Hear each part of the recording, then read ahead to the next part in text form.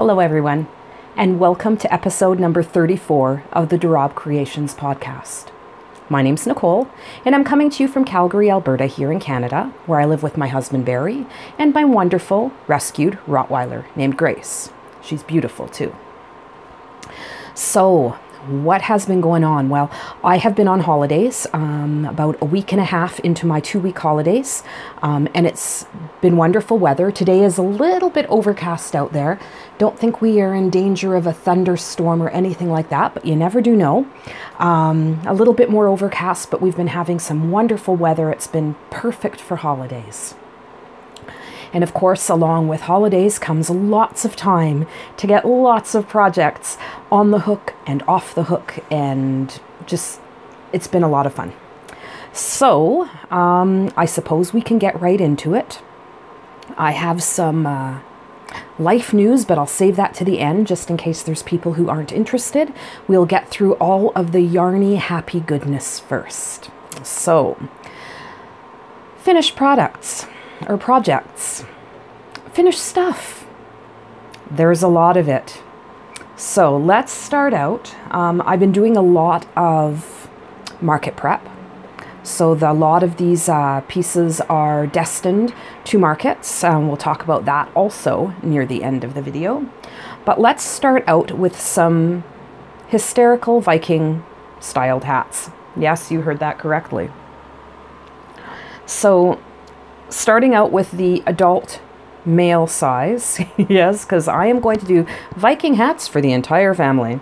So this is the first of the Viking hats. Oh my goodness, how hysterical is that?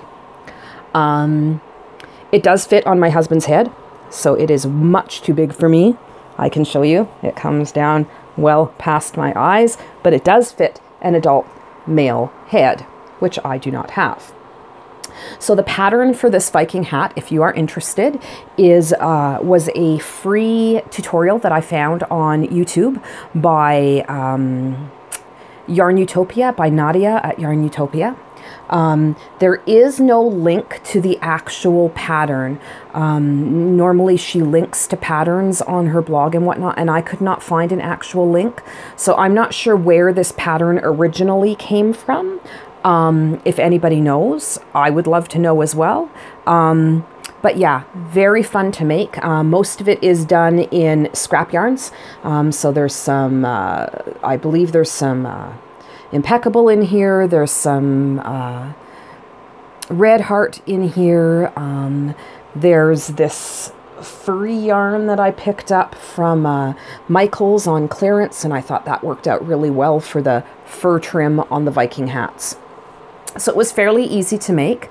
The only real modifications that I did to this project, Nadia from the tip of the horns down does a crochet in the back loop only. I wouldn't have even done it on the second horn because it does make it a little more gapey than I like to because the horns are stuffed. I only did that to the end of the white, and then I moved back into a regular standard single crochet, and I like that better. So if I do this again, I will definitely be changing that into a standard amigurumi type stitch.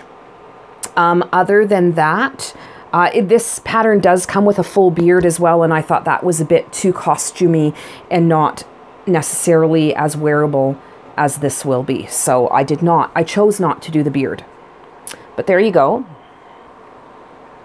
The second of the Viking hats is a much smaller size. So this is intended for I believe up to 1 year old is the size that I did this one in. It was the first time I'd done this pattern. Now this is a paid for pattern. It is the Lael, L-A-E-L, Viking hat by Tara Murray, who is Mamachee on Etsy. I will link everything down below. I followed the pattern pretty well exactly how is written, with the exception of I did do some color changing. The pattern is written so that it's all in one color except the tip of the horns. I did some color changing so that it matches a little bit to the adult hat. And I also added the fur trim, which is not part of the pattern, just because I thought that went well again with the adult hat. So these whip up really, really fast. As I said, it is a paid for pattern, but if you are interested in and it has every size you can imagine in it, so it is well worth the investment. So that is the child's version of the Viking hat. Then I also got a commission. I'm just gonna reach over here and grab it. I also got a commission the other day from a lady who has commissioned a few pieces now. She had a neighbor who had a baby, and she asked if I would make this blanket for her. This may look a little familiar. I did the same blanket, but in a larger size for my sister for her birthday. And the customer saw that and asked if I could do a smaller version as a baby blanket. And I said, of course. So this pattern is the Sheldon Squared pattern by the Crochet Crowd. It is a free tutorial and a free downloadable pattern from Yarnspirations. I did this one in exactly the same colors as I did my sister's birthday blanket. So it is in the impeccable yarn in pink and an off-white color. I love this granny square pattern. It is probably my favorite granny square pattern. I just love the texture of the popcorn stitches.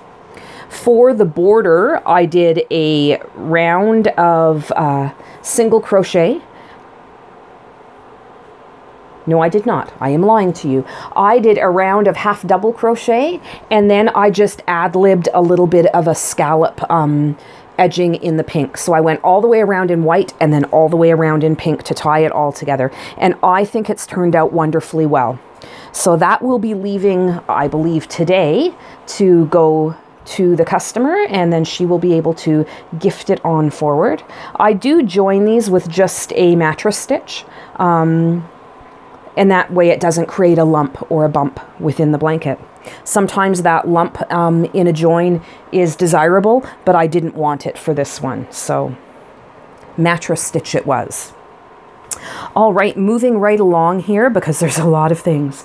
I have created my first crochet wreath.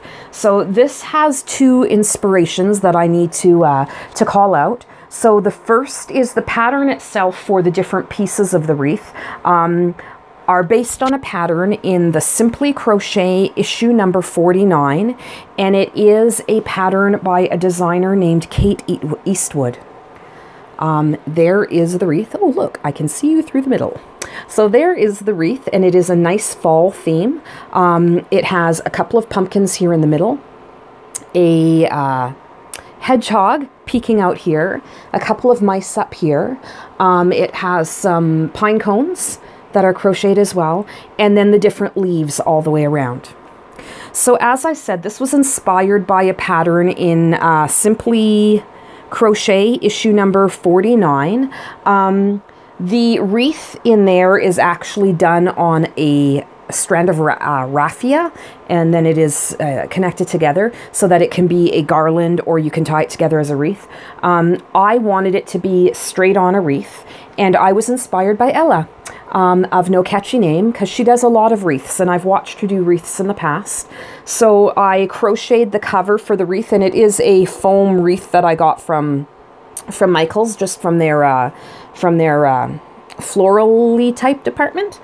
So it is a foam wreath that I have covered in I believe that's a Karen cake of some sort. I'll show you the back so you can see the different colors going around. And I figured those were fairly good base-themed, fall-themed colors. And then all the little pieces are put together just using scrap yarns out of my scrap yarn sets.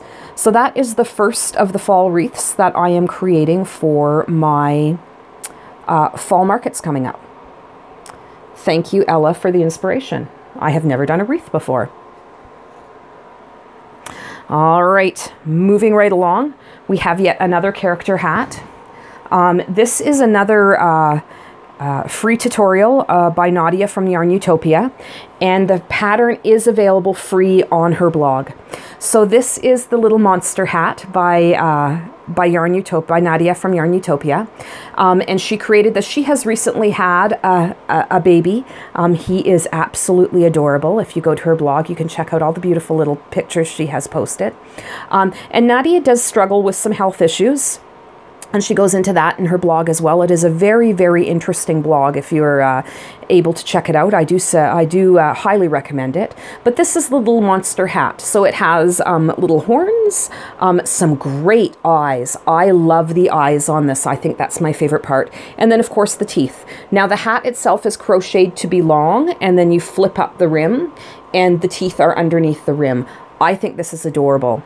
Now, I do believe she only has the one size listed, but the hat itself, the beanie, the toque part of the hat, is just a super basic construction. So you would be able to grow this without any trouble, I would imagine, into different sizes. The unique thing about this one, as you can see, I can move these horns because they are actually crocheted as part of the hat. They are not sewn on afterwards. They are crocheted as part of the hat.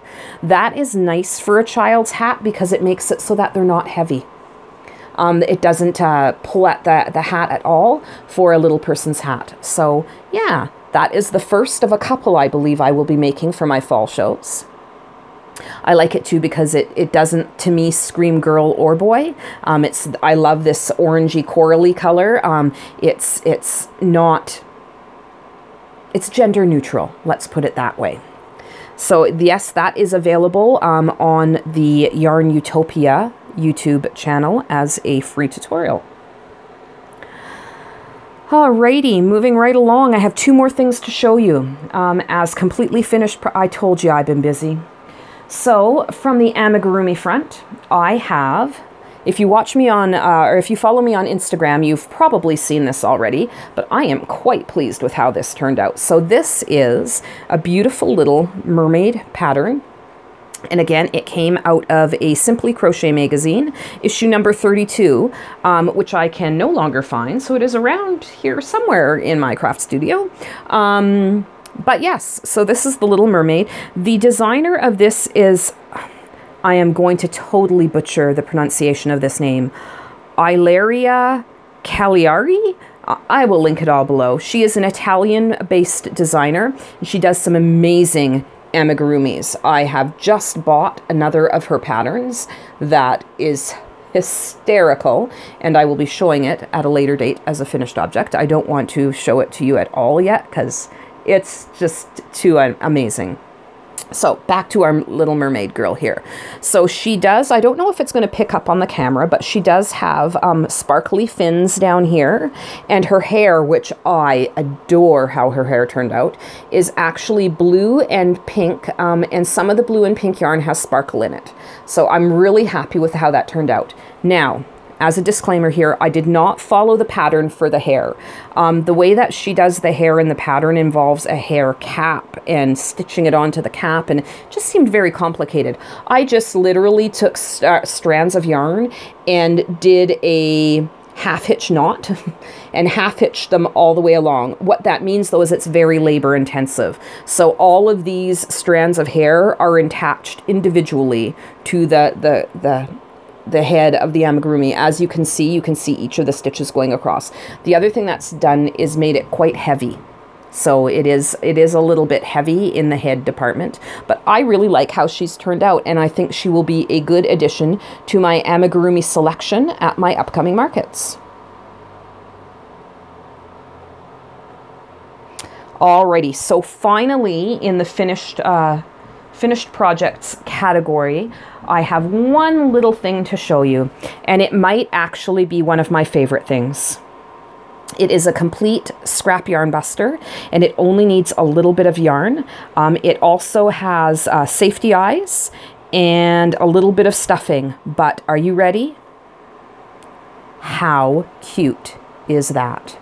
So it is a spider finger puppet Yes, isn't that cute with little dangly legs? Now my sister saw this and she immediately said she will be buying a few, and she's not sure what she's going to do with them yet. Like she said, you could sit it on things, like it could just perch on things, but it does actually fit on the finger. It is a tutorial that I found on YouTube by the Crochet Stitch Witch. She hasn't got a lot of patterns or a lot of new things on her channel or on her website, which the channel will link you to, but what she's got is amazing, and they're cute and they're little and they're fast. Some of them are paid patterns, some of them are free patterns. This was a free pattern, and using this as a template, I may actually make a few other characters out of this. So a little witch, I imagine you could do the circle part of a little witch, and then do a little hat for the top. You could do this in orange with a little stem and make it into a pumpkin. So you could do a variety of Halloween based finger puppets that I think will be a lot of fun at the market. And will able to be a really low price point for, you know, kids who are maybe spending their pocket money and that sort of thing. So, as I said, this is a free tutorial. There are downloadable written instructions as well.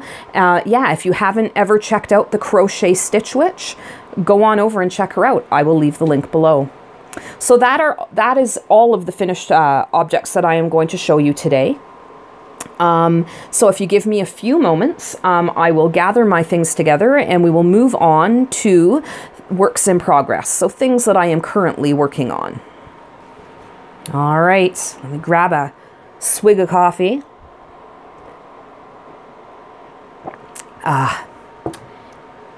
And on to my current projects. So first off, I did mention last episode that I was doing the crochet along that's being hosted by Mikey over at the Crochet Crowd, and he has done up a beautiful mandala blanket, mandala style blanket, and he is calling this the study of planet Earth. Every summer, well, for this is the second summer that I'm aware of, he has done a summer school, he calls it. Very fun to do, I'm finding anyway. Now, one of the things, I'm going to go off on a little bit of a tangent here, surprise, surprise. On the Crochet Crowd on Facebook, and I'm a part of that, there have been a number of people who have outright attacked, been very, very negative and very angry about this pattern because there are some complicated pieces. Now, if you follow along with a tutorial, you can download the pattern from free as well from Yarnspirations. If you follow the tutorial and actually listen to what Mikey, who is the designer, is telling you to do with putting, you know, especially with marking your corners, marking your corner stitches. People who have done mandalas and mandala blankets in the past will know that it's not just Mikey who says that's important. Every mandala and mandala blanket that I've ever done encourages you to mark your corners, especially when you start doing rows that have, say, in this worsted weight blanket that I'm going to show you, single crochet or half double crochet corners, because it gets really easy to lose the corner stitches. And then, of course, your counts will be off. But there were a number of people who are being very aggressively negative towards Mikey, the designer, about this pattern because their counts would be off. And now it started out with people being upset because he designed it using cake yarn, and that was expensive. And I mean, as I said last week, that's an easy fix, or last episode, not last week.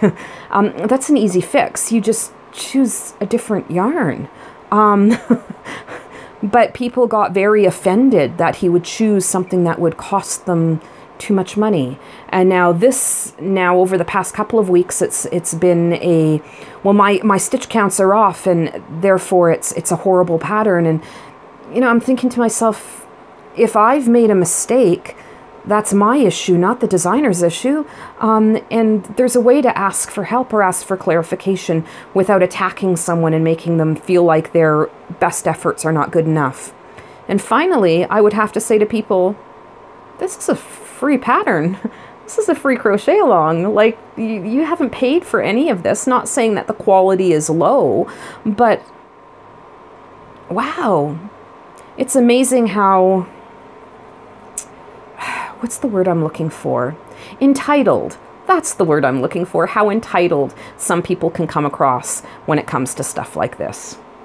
Anyway, rant over. Let me just say, Mikey, I think you've done a fantastic job. As if you watch this podcast, but you know, I think that it's a fantastic tutorial. So here it is. Now, as I mentioned last time, I am working with Karen Big Cakes in the honey glazed colorway, and there it is in cake form. I lucked out with these and managed to get them at Michael's on clearance for, I believe it was $4.97 a ball, and it's using 5 big cakes. So if I had to pay full price here in Canada, they would have been about $12 a piece.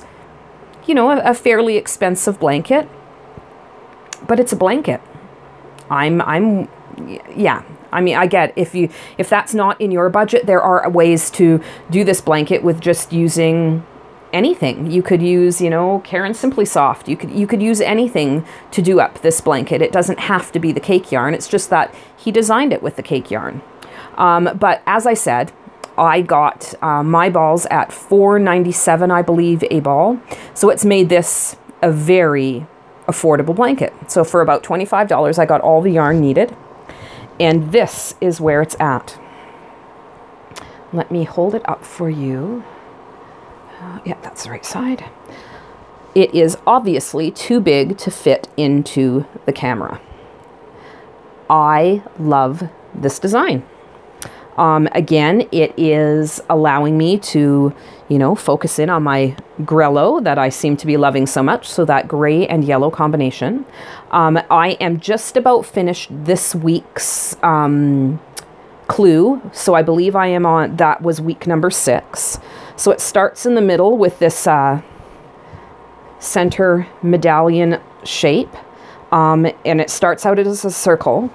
Then it changes into a hexagon, I think, shape. And then you can see there's some, what he's calling bean stitches here, which is a modified popcorn type stitch. And then there was just some basic half double crochet rows. And then this week was about cabling. So anybody who hasn't done cabling, this is a great way to learn cabling because it's in a nice thick yarn. And then there's going to be a couple of rows that will be the texture rows like these two again. And then I will be done this week's clue and I'll be waiting for next Monday. The clues are releasing every Monday. Now I have done these blankets in the past where I wait until all the clues are released and then just work through it, but I figured, why not? I'll follow along with this one. So I am really enjoying that. If you're interested, by all means, go check it out. It is a great tutorial. All right, so next I will show you what is living in my project bag. I got this project bag from my son and daughter-in-law for my birthday, I believe 2 years ago. It of course had yarn in it at that point that they bought me as well. And it says it's all fun and games until the yarn runs out. And living within this little tote bag is another of my own design, the cotton hooded baby bath towels that I'm making. And that is the beginning of another bath towel. So I really like this color pattern. It is just a handicrafter cotton, which I find works up very nicely. It is quite soft. It's not terribly rough. And once you wash it, it really, really softens up. And this color combination is just beautiful. So I do use I believe it's called the moss stitch in this. And I will be releasing a pattern bundle that will include the baby bath towel, the bath mitt, the soap saver, and a cotton crocheted basket. That will be a bundle purchase, sort of the whole idea of, you know, making a bath time baby gift. So yeah, that is also on my hook. Oh, and I should mention that I am using a 5mm hook to work with that, which is bigger than I tend to use when I do my bath mitts. But it gives it a little bit more drapiness for the towel itself. All right, so one other thing, I will give you a update on my wrap that I've been working on. Now this wrap is being hooked up in Sheep Happens Merino DK yarn. Leah at Sheep Happens. I'll link her website below. She is an amazing yarn dyer that does some of the most amazing tonal yarns I've ever seen. So if you haven't checked her out yet, by all means check her out. She does have some new colorways up, which is very exciting.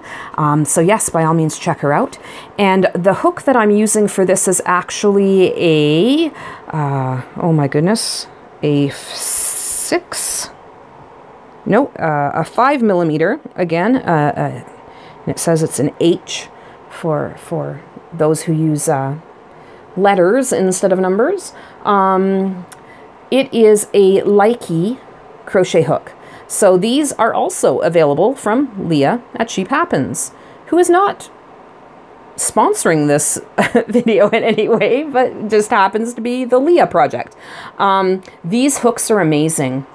Now they are not ergonomic hooks, so they do have the little shafts on them, but they slide so very, very well. Now I know Likey is well known for their knitting needles, but their crochet hooks are well worth the spend. If you have the opportunity to grab any of these Likey hooks, I suggest you check them out because they are amazing. All right, so when I showed you the pattern last time, I had gotten the majority of this first section completed. And I had said that I was sort of looking at it as, you know, almost like a beehive pattern.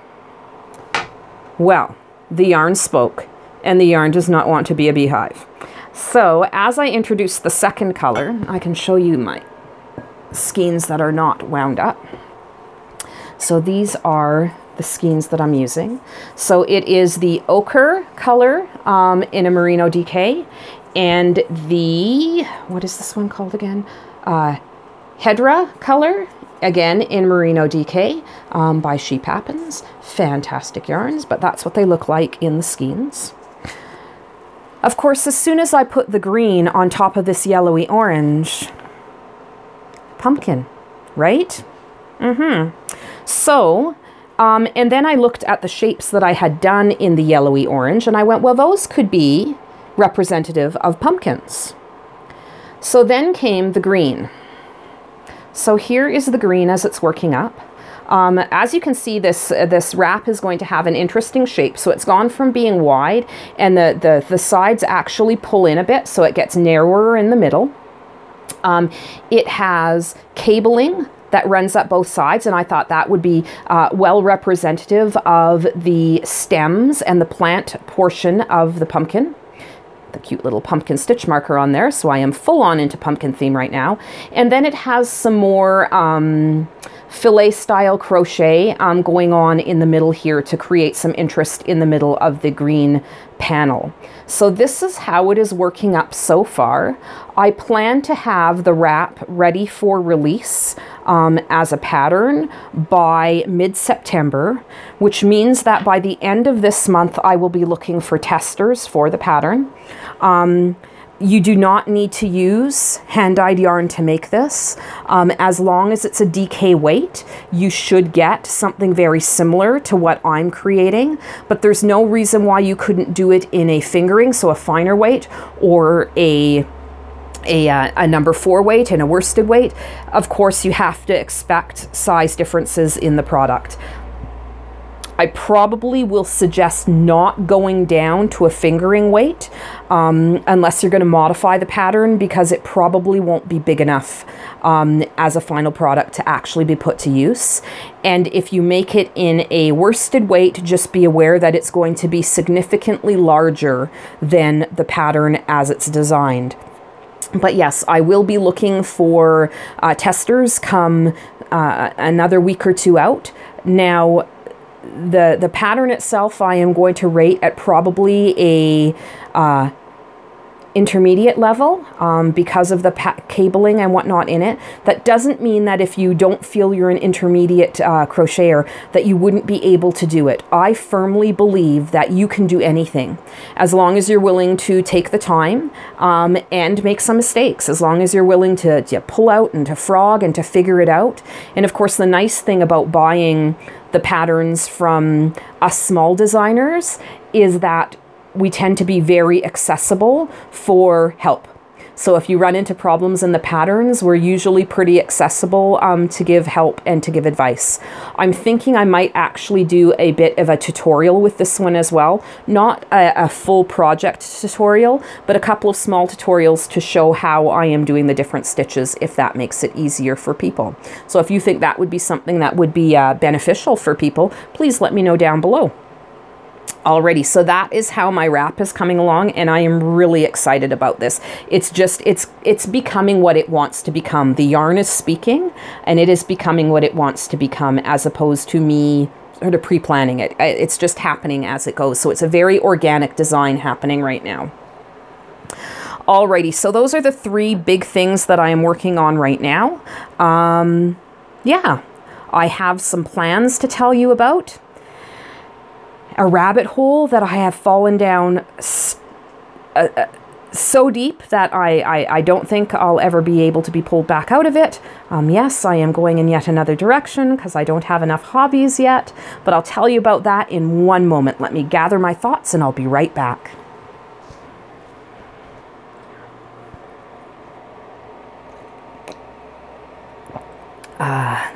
Coffee. So, plans. What are these plans that I am talking about, you may ask? Well, let me tell you. The rabbit hole. So for a while now, I have been watching people who are doing yarn dyeing, and I always said, you know what? Nope, not going to do it, not going to do it. Not a rabbit hole I want to go down. Well, acid dyeing still does not appeal to me a lot. Just the whole idea of having to wear a respirator, and I'd be worried about the dog and the fumes, and I don't live in a climate that would allow me to do outside dyeing more than 2 months out of the year. And the garage is my husband's woodworking. I can't take that over as a yarn dyeing spot. So acid dyeing never really appealed to me. Don't get me wrong, it's beautiful. I buy not too much. Let's rephrase that. I buy a lot of hand-dyed yarns, and I love hand-dyed yarns. But one thing that has really intrigued me, I love gardening. I love growing plants. My husband has jumped on board, and he's growing a lot of vegetable matter right now. Basil is his thing right now. We have more basil than any family can actually use in an entire lifetime. He's learning how to propagate plants and whatnot, so basil is a good one to start with, but woo, do we got basil. Anybody need some basil? Let me know. But yeah, plants, gardening, the natural world. I love natural fibers. Personally, when it comes to making garments for myself and making things for myself, I work almost exclusively in wools and cottons. I do use acrylics for stuffed animals and whatnot, but if I'm making things for me, it's natural fabrics. It always will be. So, following along in that trend, I have discovered the world of natural yarn dyeing. And I have fallen hard down this rabbit hole.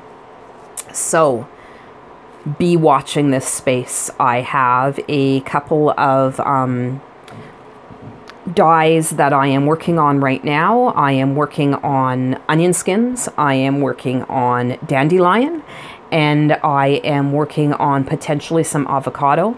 Of course, part of what needs to happen is the collecting of all the stuff to make the yarn bath out of. So things like avocado, it's going to take a while. I just can't eat that many avocados. But what I'm really researching right now are what wild plants can I be cultivating in my own garden or in the back alleys of my neighborhood that I can use as yarn dyeing. Now I have tons of geraniums planted throughout my yard right now, and yes, I can use geranium leaves. I can use rose petals. I can use, so there's a lot of plants growing in my yard and in my garden right now that have potential as dyes.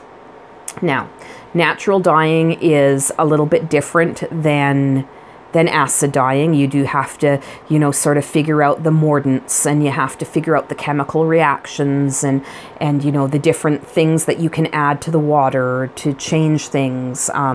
The difference that happens if you use a stainless steel pot as opposed to an aluminum pot. So it's very, very chemical based. It's very, it's kind of like doing science class all over again. I never liked science class, but this yarn dyeing stuff has me intrigued. So watch this space. I will be sharing my adventures in natural yarn dyeing coming up soon.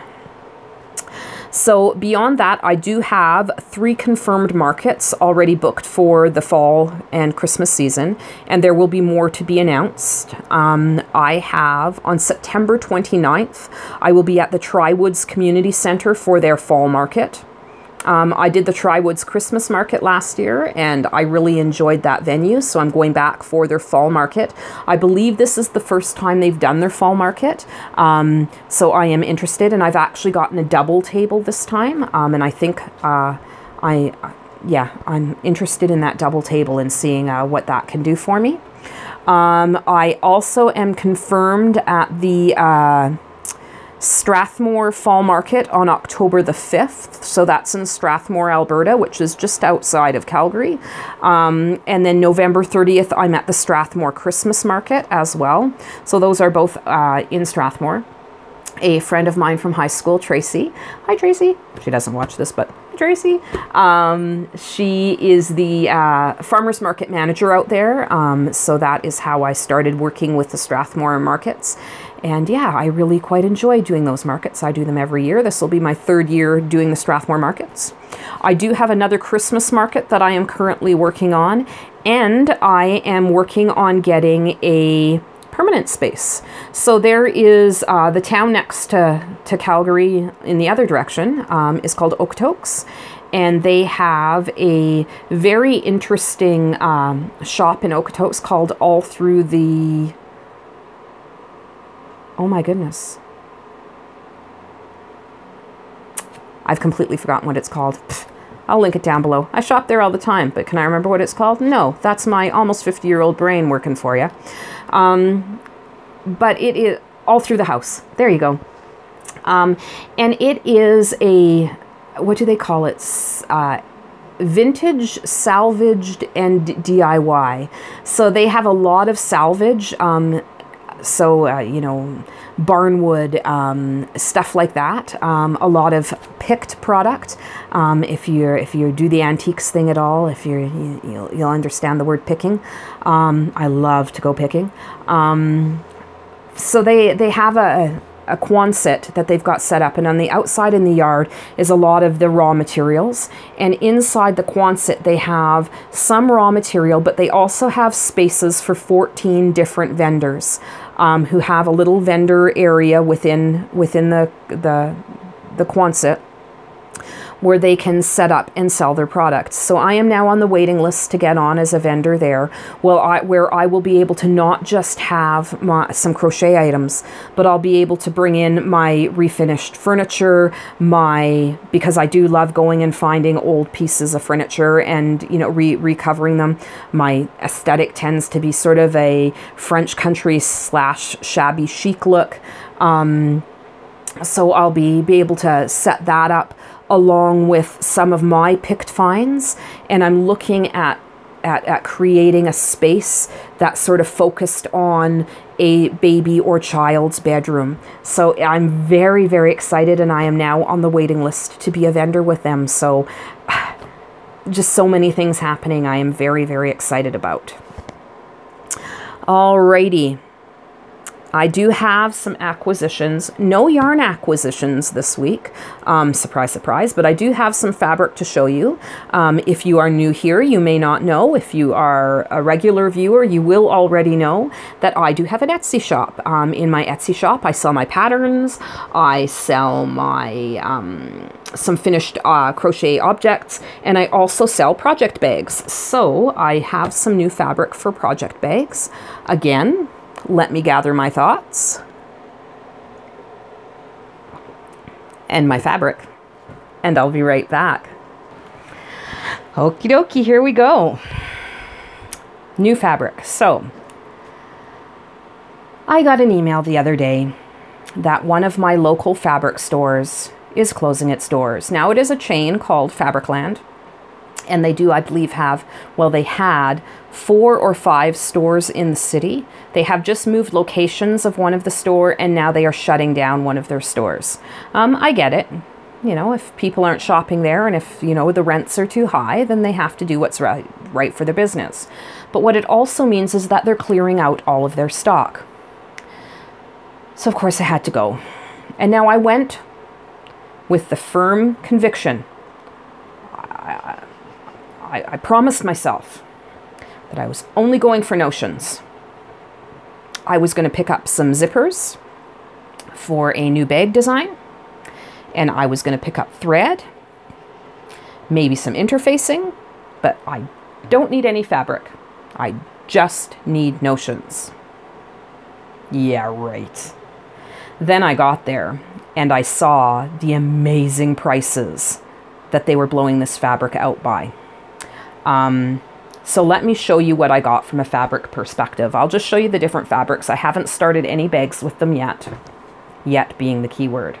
So I plan to have a shop update probably a week from today that will have more bags in it. And if any of these fabrics you see today intrigue you, check out that shop update. And yeah, they most likely will be in that shop update.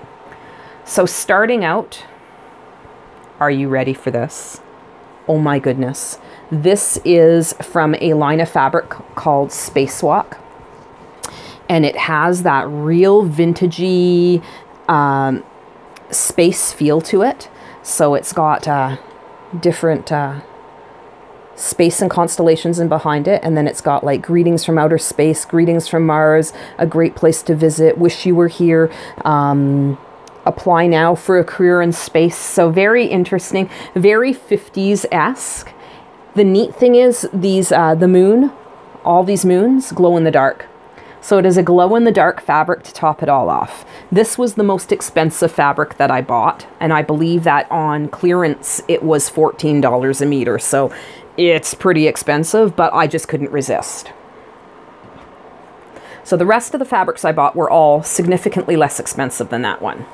So I picked this one up, and it is just stripes of pumpkin garlands, and then the black stripe says boo.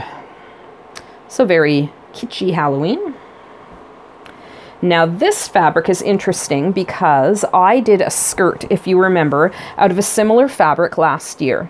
So this is the same characters on the fabric, but it's a different print. So I picked some up for this year. I did not get enough to do a garment this year, but that's because I have the Monster Movie fabric print that I'm going to be making a garment from this year for Halloween. Next, I have this fabric, which is kind of I thought a tattoo-esque inspired print. Again, a real 1950s theme going on there. Maybe even earlier than that. But definitely has that tattoo art theme. Then I have got two fabrics here that are just sort of neutrals, I call them. So it's stuff to offset some of the more patterned pieces. So this one is just a black and brown, and this one is just 2 shades of purple. So nice for contrast or for bag bottoms or bag interiors. Then back to more of the kitschy kind of Halloween, I have this one here, which is witches' hats with bats and stars.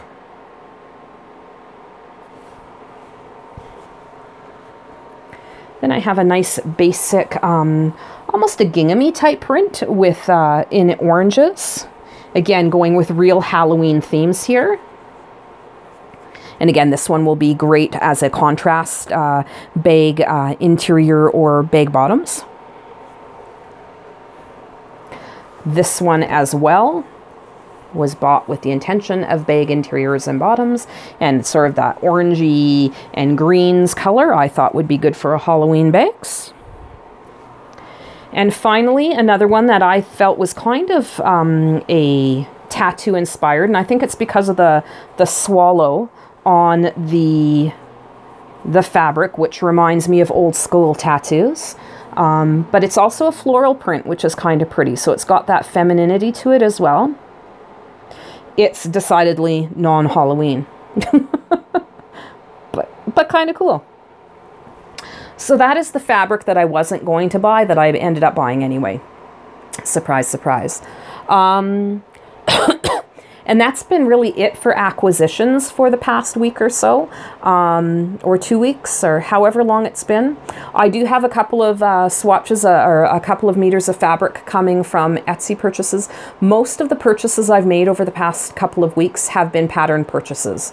And I end up showing you those as I make the for the most part, amigurumis that go with those patterns. So a lot of market prep going on.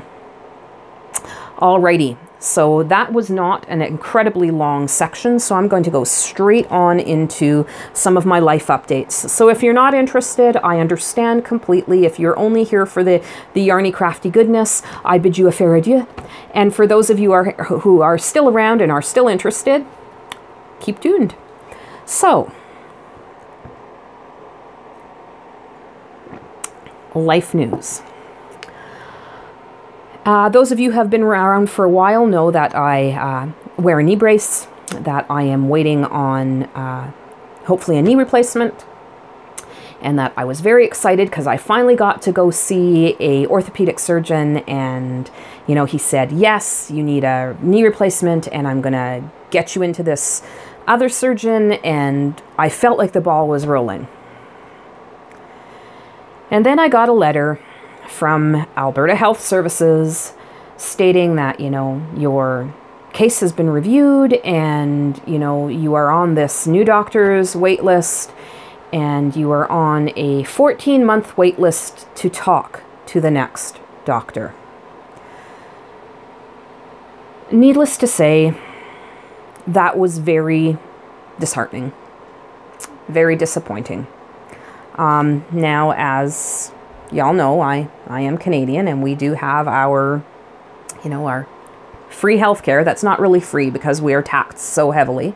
We do pay for our healthcare via our taxes. But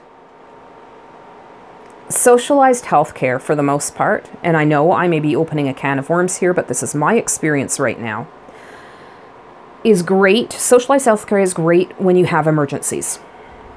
So I know that if I fall down outside right now and I break my arm, I'm going to go to the hospital and they're going to set that arm and it's not going to cost me money out of pocket. Ella from No Catchy Name just had to deal with her son breaking his arm, and now they are paying mega hospital bills in the States. So I get privatized healthcare is not wonderful, but neither is socialized healthcare. Because although we're great for those emergency type situations, when it comes to things like needing your knee replaced, which the last orthopedic surgeon said, that's the only option we have. Nothing else can be done for my knee. I need a replacement. I am looking at right now at least 2 years before I see a replacement. I am currently in a brace and walking with a cane every day. I'm not even 50 years old. And that's okay, according to the healthcare system. I am very not okay with this, because it has forced me to make some other decisions in my life, which I'm not necessarily going to get into right yet. I'll probably talk more about it in the next episode, but there are some life changes coming up. There are some employment changes coming up, and it's going to be tough. It's going to be tough on my family. It's going to be tough on me. Yeah, to know that I have to go through this level of pain for the next 2 years before I can get a replacement is ridiculous. And people will say, well, you know, you can just jump the border, just go over to the States and pay for it. I've already paid my taxes. We are taxed so heavily here in Canada. As a baseline, when you start combining all of our taxes together, because of course we pay our income taxes as people do in the States and whatnot. Now our income tax level is higher than it is in the States, but we are also paying taxes upon taxes upon taxes. And when you put it all together, we're at about I believe they said a 52% tax rate right now. That's insane. When you think about every dollar that I earn, 52% of that ends up going to taxes in one form or another. That's crazy. That's absolutely crazy. But yeah, I'm just going on a rant right now. I'm very disappointed. But what can you do? You can only move forward.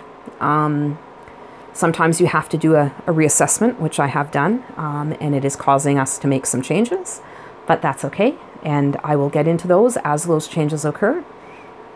Yeah, so that's where I'm at with my health and with my knee. I know there is light at the end of the tunnel. I know that, 2 years is not all that long, but when you're suffering in chronic pain, it seems like a really, really long time. But we'll get there. We'll get there. Yeah. So that is my my life update. Not the happiest of life updates. Perhaps that's why I have jumped so hard into getting so many projects done and, jumping down the natural dying rabbit hole, because it takes my mind off of the other not so pleasant things that I'm dealing with right now. So just know that going forward, I will start relying more and more heavily upon sales of my product. I will be doing more and more in-person sales in trade shows and whatnot.